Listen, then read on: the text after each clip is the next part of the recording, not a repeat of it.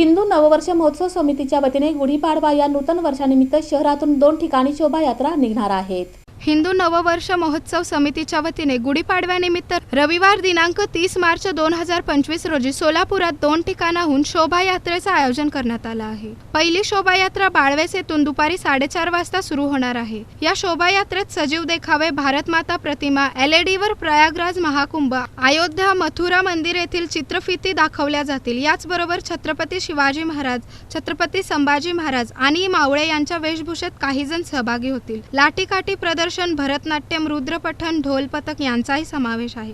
ही शोभायात्रा शिवस्मारक पटांगण येथे सायंकाळी समाप्त होईल।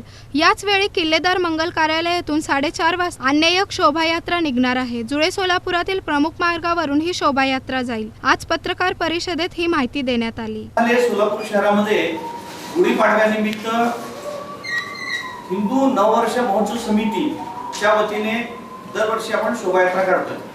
यंदाचं 16वं वर्ष आहे। दरवर्षी या शोभायात्रेमध्ये पारंपरिक वाद्य, पारंपरिक वेशभूषा धारण करून या शोभायात्रेमध्ये सहभागी होणारे अनेक महिला पुरुष याच्यामध्ये सहभागी होत असतात।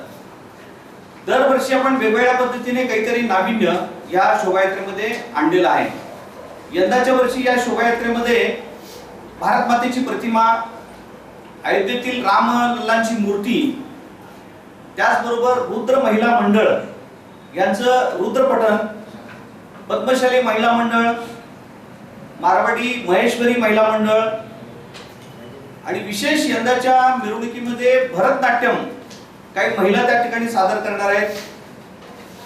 महिलांना सक्षमीकरण करण्यासाठी अनेक महिला काम करत असतात।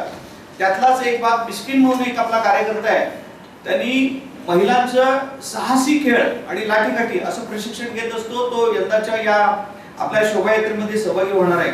या पत्रकार परिषदेस उत्सव समिती अध्यक्ष पेंटप्पा गड्डम, संस्थापक अध्यक्ष रंगनाथ बंग, कोषाध्यक्ष नितीन करवा, सचिव ज्ञानेश्वर मॅकल, प्रकाश कालकोटे, बाळीवेश शोभायात्रा प्रमुख चिदानंद मुस्तारे, जुळे सोलापूर शोभायात्रा प्रमुख जयदेव सुरवसे, महिला सांस्कृतिक प्रमुख ॲडव्होकेट शर्वरी रानडे, रवींद्र नाशिककर उपस्थित होते।